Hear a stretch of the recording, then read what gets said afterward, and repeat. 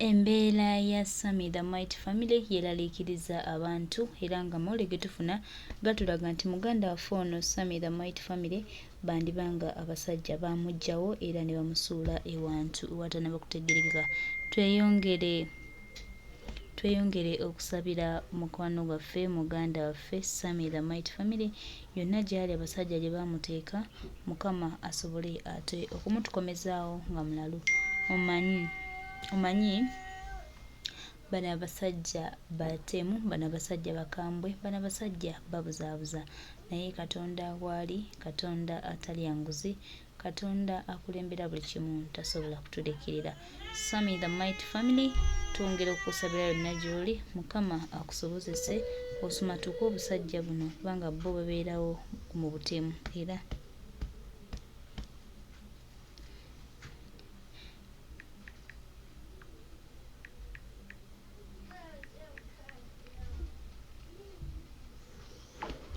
twongera obategeeza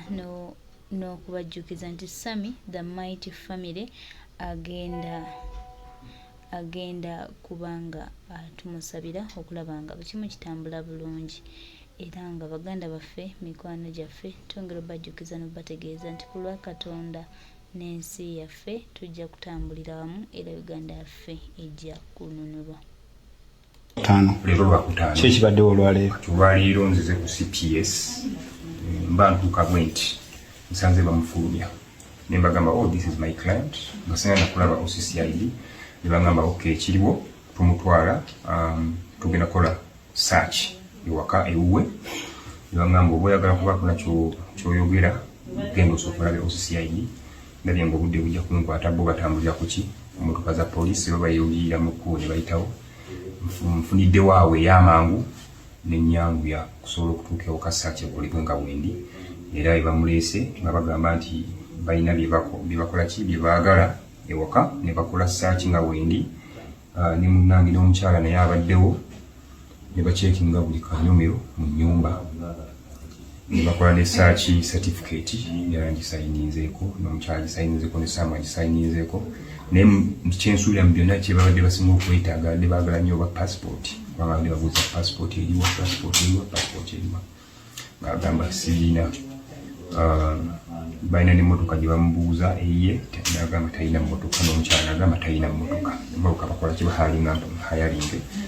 olw'ensonga eyo ne babuuza takola ki tabirina era kyekibaddewo kasita search ewedde ne bagisayininga pensayininga ne bamala ne bakola batya ne bagenda. Osuubira ki ekiddako? Essaawa zino sisuubira nti bagenda mutta bunnaamiro olw'ensonga nti balaga nti bakyagenda mu maaso n'okubira ngaakola ki bainvestigate nga bakyakola okunoonyereza era mu mbeera bwetyo mu mateeka yalibadde yaproducingwa mu kooti akaseera kaneeno buli kimu ekigenda mu maaso mu mateeka nze nga bwenkiraba yalibadde yaleningibwa ddamu ki mu kooti naye bo nga wekiri nti ba investigating officers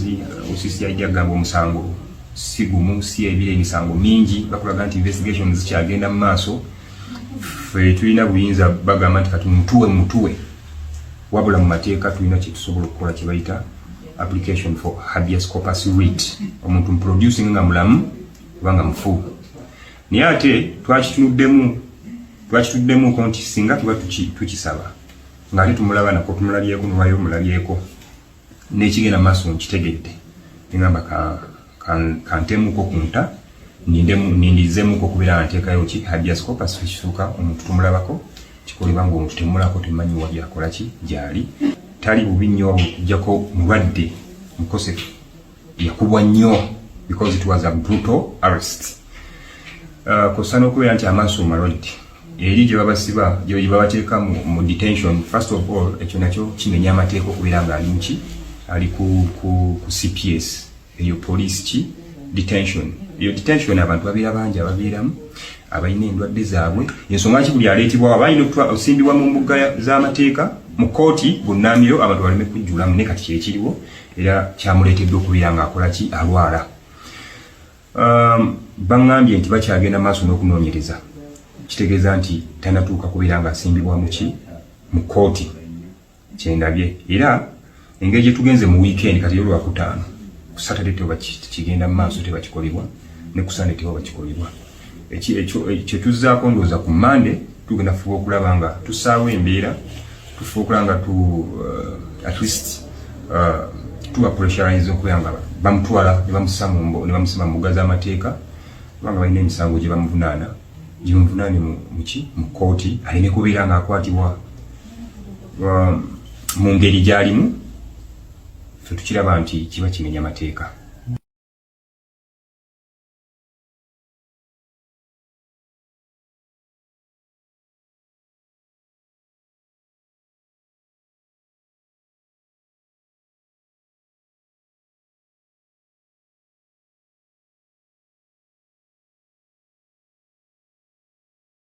Olwaleero nzize ku CPS mba ntuuka bwe nti nsanze bamufulumya ne mbagamba this is my client ngasenga nakulaba OCCID ne bagamba okay kiriwo tumutwala tugenda kola search ewaka ewuwe ne bagamba oba oyagala kuba kuna kyoyogera genda osooka olabe OCCID ndabye ng'obudde bujja kunkwata bo batambulira ku ki emmotoka za poliisi baba yeewulira mu kkubo ne bayitawo nfunidde waawe ey'amangu n'ennyangu ya kusobola okutuuka ewaka search ekolebwe nga bwendi era ebamuleese nga bagamba nti balina byebakola ki byebaagala ewaka ne bakola search nga bwendi ne munnange n'omukyala naye abaddewo ne bacekinga buli kanyomero mu nnyumba ne bakola ne search certificate era ngisayininzeeko n'omukyala gisayininzeeko ne Samu agisayininzeeko naye kyensuulira mu byonna kye babadde basinga okwetaaga badde baagala nnyo oba passport kubanga badde babuuza passport eriwa bagamba sirina balina n'emmotoka gye bamubuuza eyiye n'agamba talina mmotoka n'omukyala n'agamba talina mmotoka emmotoka bakola ki bahalinga hayalinge olw'ensonga eyo ne babuuza takola ki tabirina era kyekibaddewo kasita search ewedde ne bagisayininga pensayininga ne bamala ne bakola batya ne bagenda. Osuubira ki ekiddako? Essaawa zino sisuubira nti bagenda mutta bunnaamiro olw'ensonga nti balaga nti bakyagenda mu maaso n'okubeera nga akola ki bainvestigate nga bakyakola okunoonyereza. Era mu mbeera bw'etyo mu mateeka yalibadde yaproducingwa mu kooti akaseera kaneeno buli kimu ekigenda mu maaso mu mateeka nze nga bwe nkiraba yalibadde yaleningibwa dda mu kooti naye bo nga we kiri nti ba investigating officers OCCID agamba omusango si gumu si ebire emisango mingi bakulaga nti investigation zikyagenda mu maaso ffe tulina buyinza bagamba nti kati mutuwe wabula mu mateeka tulina kye tusobola okukola kye bayita application for habeas corpus writ omuntu muproducing nga mulamu kubanga mufu naye ate twakituddemu nti singa tuba tukisaba ng'ate tumulaba nako tumulabyeko nolwayo omulabyeko n'ekigenda maaso nkitegedde nengamba kantemuko kunta nindizemuko okubeera nteekayo ki habeas corpus kisuuka omuntu tumulabako kikolebwa ng'omuntu temulako temanyi wa byakola ki gyali tali bubi nnyo okuggyako mulwadde mukosefu yakubwa nnyo because it was a brutal arrest. Kosa n'okubeera nti amaaso malwadde eri gye babasiba gye babateeka mu detention. First of all ekyo nakyo kimenya amateeka okubeera nga ali muki ali ku CPS eyo police ki detention. Eyo detention abantu babeera bangi ababeeramu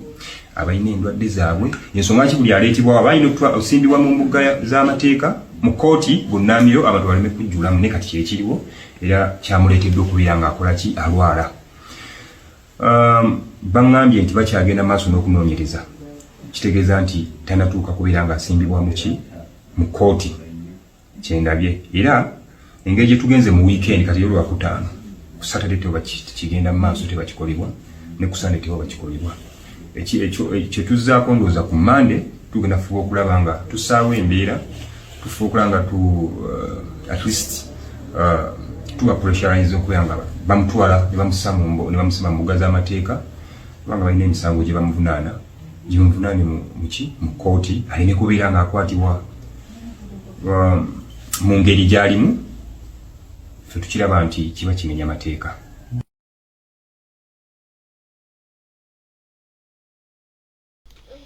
Embeera bwetyo bweri, tuli mu kusabira mukwano gwaffe muganda waffe Samira Might Family ono nno nga yabuzibwawo gavumenti ya Mwami Tebukabulwa era n'etwogera kati tetumanyi wa muganda waffe gy'ali. Netwongera okusaba Katonda amutukuumire yonna gy'ali amusobozese okudda ku butaka.